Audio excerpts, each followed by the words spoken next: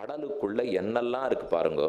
ஈதா ஸ்வபிதி கேசவா குலமிதா ததீயத்விஷாமிதச்ச சரணார்த்தினः சிகரிணாம் கணாः சேரதே இதோபி படபானலः சஹ சமஸ்த சம்பர்த்தகைः ரஹோ விததமூர்ஜிதம் பரசஹம்ச சிந்தோர் வபுஹு. சிந்து கடல். கடல் எவ்வளவு பெரிய கடல்! அந்த பெரிய கடலுக்கு என்ன பரந்த மனசு பாரு.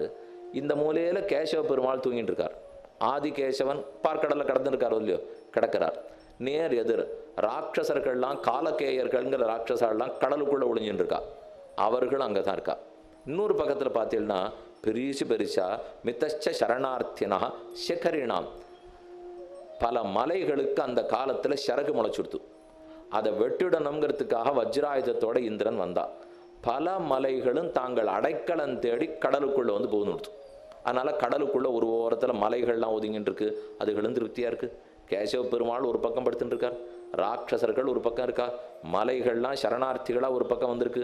இதோபி படவானலகா, உள்ள குதிர முகத்துல பெரிய நெருப்பு இருக்கு.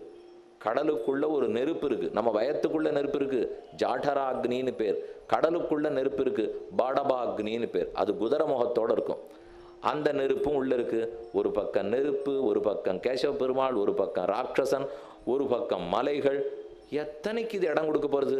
இதை போலத்தான் சத்துக்கள் எல்லாம் ஒருத்தர் கொண்டாடுவாளாம், ஒருத்தர் இகழ்வாளாம், ஒருத்தர் பணம் கேட்பாளாம், ஒருத்தர் கொடுத்துட்டு போறேன்னு வாழாம், ஒருத்தர் இவனுக்கு எது கொடுக்கறதுன்னு வாழாம். இப்படி யார் என்னென்ன பேசினாலும் சத்து கலங்கிறதே இல்லை. எல்லாருக்கும் இடம் கொடுத்துருந்தா கூட கடல் அசங்காம இருக்கும் இல்லையோ, அதை போல ஒரு சஜ்ஜனன் நல்லான் இருந்தால் பரோபகாரத்துக்கு இருந்தா பரோபகாரம் பண்ணிட்டே இருப்பான். அதுக்குன்னு வெய்யறாளா வாழ்த்துறாளான்னு அவன் பார்க்கவே மாட்டான். ரெண்டும் தான் கிடைக்கும். பொது வாழ்க்கைன்னு இருந்தா 4 பேர் ஏதானு கிளப்பி விடத்தான் விடுவா. 4 விஷவு வரும். எல்லாம் கொஞ்சம் நல்லா பழகிக்கணும்.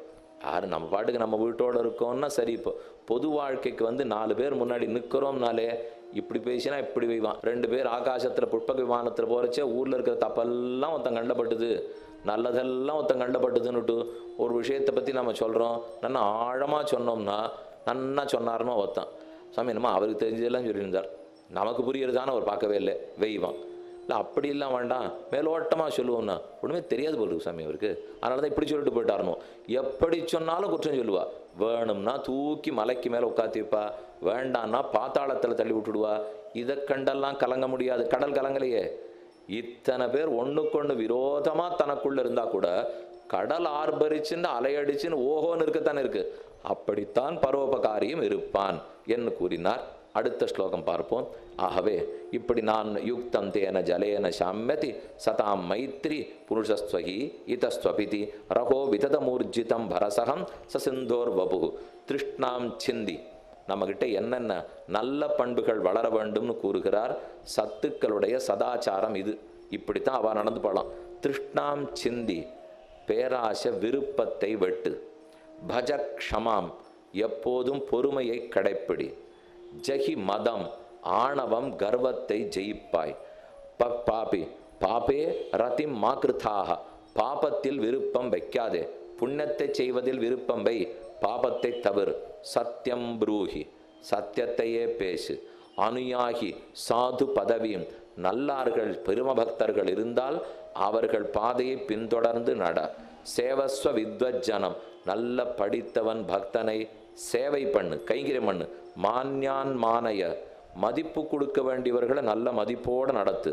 வித்விஷோப்பியனுய, விரோதியா இருந்தா கூட சமாதானம் பண்ணி கொள்றதுக்கு பார், இல்லைன்னா விலகிப்படு. பிரச்சோதய பிரச்சாதய ஸ்வான் குணான் கீர்த்திம் பாலய. ஸ்வான் பிரச்சாதய ஸ்வான் குணான், தனக்கு நல்ல பண்புகள் இருக்குன்னா மறைச்சுக்கோ, அதை டாம் அடித்து எல்லார் இடத்துலையும் சொல்லிட்டு இருக்காதே.